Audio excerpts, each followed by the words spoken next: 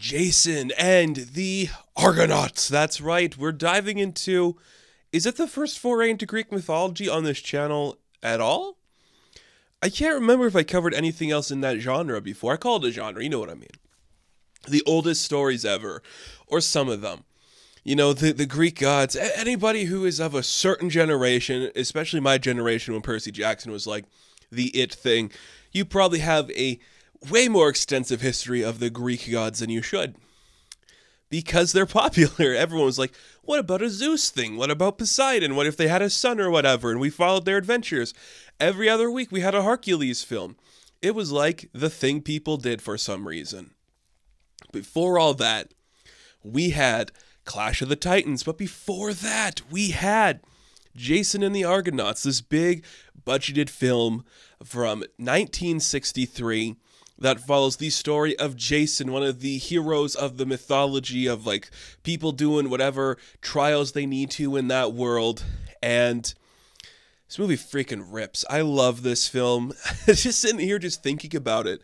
It just reminded me so much of like, man, we just used to make stuff without really worrying about what we were making, if that makes sense. Because nowadays, we couldn't do this film without having like a charismatic leading man who's ripped out the wazoo with an elder statesman in the supporting role of Argos. And it's like, that's not what we need. We just need a couple of really handsome dudes in strong enough builds just on a boat.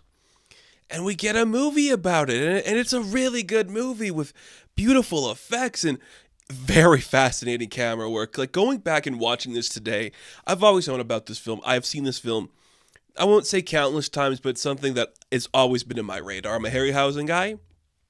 Always talk about him and the work he does. But just seeing this film today, and you're seeing like, okay, the depths of field changing, the focus changing, the way we're using either miniatures or just like embiggening things to make them look a certain way. Man, we don't make them like this anymore. And I'm not saying this is beautiful, but it's like there's so much talent put behind the scenes when people just are willing to commit. It's so cool. So what is Jason? What is the story of Jason and the Argonauts if you're not familiar with? Well, Jason is like this young lad whose father was slain because Pelias, the villain of the piece, had a vision that he would be king, but he has to get rid of like the enemy, which is this, Jason's thing. Cut to the future, Jason is sworn like, I'm going to avenge my father. I'm going to become the ruler of this land. But in order to do that, I have to go across the world, get the golden fleece, and then come back and take it over. Yeah, it's just like a trial movie, and that's really fun. Like this guy just gets a boat, a bunch of cool guys come with him, including like spin-off potential if we ever got there, and they just like go on a mission. I'm like, that's awesome. A simple story with a bunch of cool dudes. First off, I just love how nobody is like ripped up the wazoo. It's just a bunch of strong-looking guys with their chests built up and everything. They look fantastic. And Todd Armstrong, a guy who I'm not the biggest, I don't know enough of his work. I like him. He's talented. This is like the role of his for me where I'm like, yeah, this guy's awesome. Look at him. He carries himself with the poise and grace of a theater guy. And you see that just exude onto the screen and you're like, I understand why you choose this dude. He looks pretty but real, and that's a really cool thing. So strong to see, so perfect. He just has such a dynamic face that you just recognize as, oh yeah, this guy's the main character. It's not like old school classic Hollywood, but just a regular guy that seems extra enough where you'd want to see what he's up to. And that's kind of exciting. But don't worry, if you thought this was just going to be like a clear-cut case of like, okay, yeah, the guy from the story going on a mission, it is that. But it's also like, why don't we cut away to the big pool in Olympus where we see Hera and Zeus just talking about their chess pieces. They have literal chess pieces on a board that they play with, and we watch them go about and do whatever they want.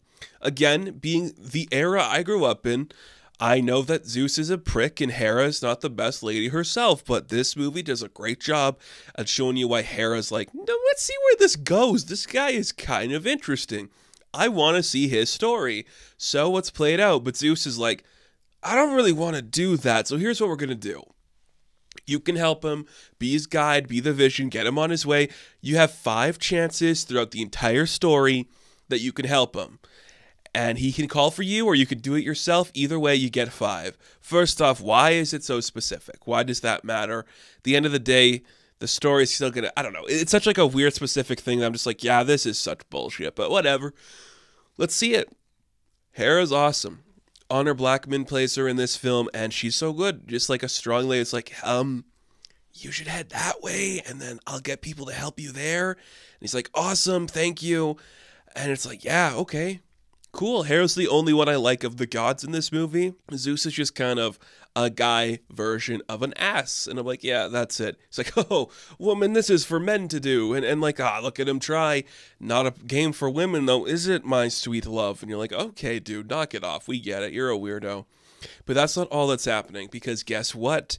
This is a cameo movie, because on the journey of Jason, until he stays on the island where they have their first encounter, is Hercules. And I'd have to rank all my favorite interpretations of Hercules. I don't think I could do that right now.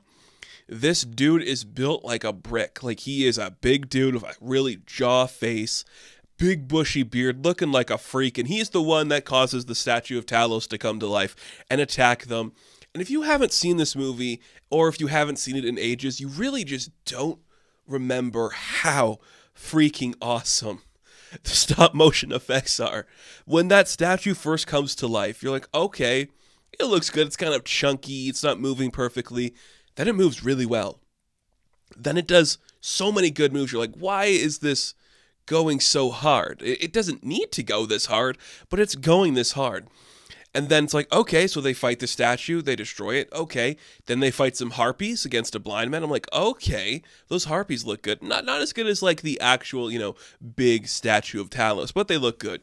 And then they fight the Hydra, and the Hydra looks freaking awesome. The way they just integrate moving around the Hydra, having it actually hold people, you're just like, wow, that is insanely beautiful. Like, it looks cheap, sure, by today's standards, but I could totally imagine being a young person when this came out and you're watching it like, wow, they're doing something unbelievable. You'd have a real visceral moment.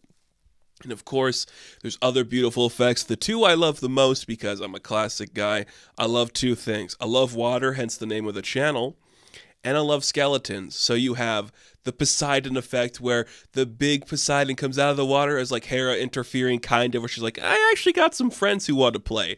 And then the big guy just holds up the mountains while the boat gets through it. I'm like, that looks amazing. It's so beautiful. You just got a big bushy guy with a fishtail coming out of the water, just holding up some mountains, and then there's letting like a little toy model pass through, and you're like, that's so cool.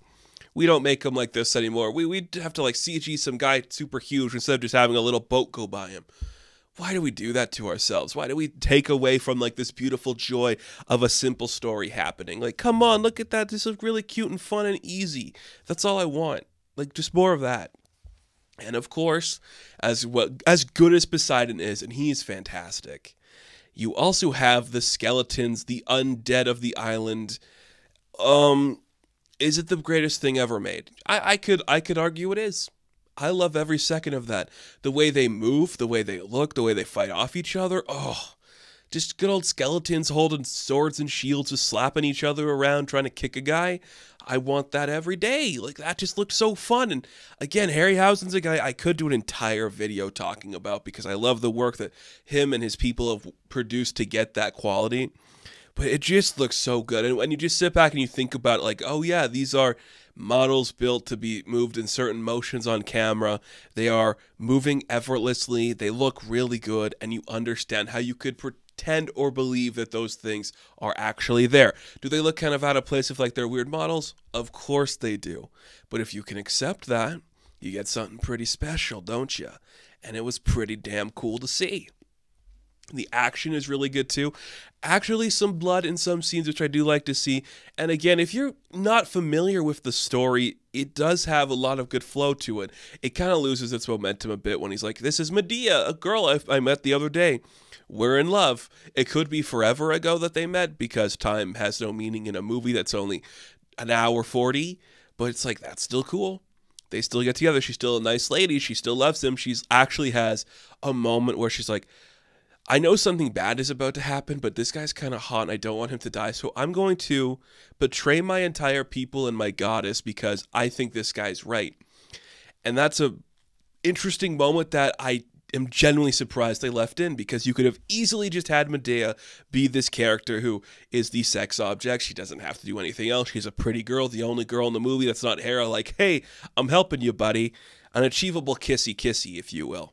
You don't need that moment where she has the actual learning point. You could just skip by that, but they focus on it, and it works well.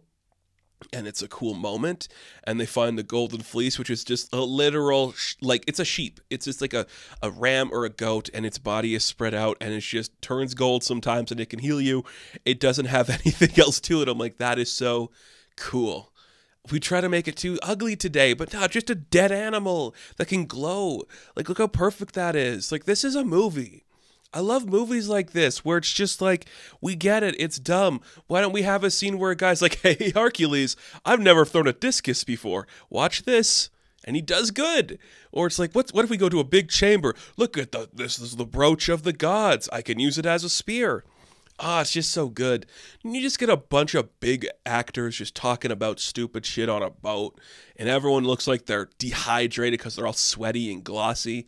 It's so cool. And when you're doing like an Olympus story or just anything in like the mythologies, you have to make it look a certain way. And I can completely understand how this sweeps you up into the world and you feel something, because it did that for me. Hera was awesome. Todd Armstrong was awesome. Freaking skeletons and Poseidon were awesome. Everything about this story came together well. It's dumb but perfect in every aspect of the word. I cannot stop thinking about it. I'll be thinking about it long after I'm dead. Don't know how that's possible, but it's just that kind of movie where Jason and the Argonauts leaves you with such a great taste in your mouth. You're like, give me more of this. I want to see Clash of the Titans again. I want all of this, but just give it to me, you know? Oh, it's cool. I love a good skeleton, man. What can you not like about this? A bunch of sweaty dudes in robes just throwing shit at a statue, and then a cute girl comes along, and suddenly they're getting married. I'm like, yeah, movies. Jason and the Argonauts, I'd say it's a perfect film, but you'd probably not believe me. But it is. It's fantastic, and that is why it is going to cap off this episode of Fantastic Tales. No, thank you guys for watching this video. Be sure to like and subscribe to the channel. As always, you can check me out on Instagram, TikTok, and Hive. And I'll catch you guys in the next one.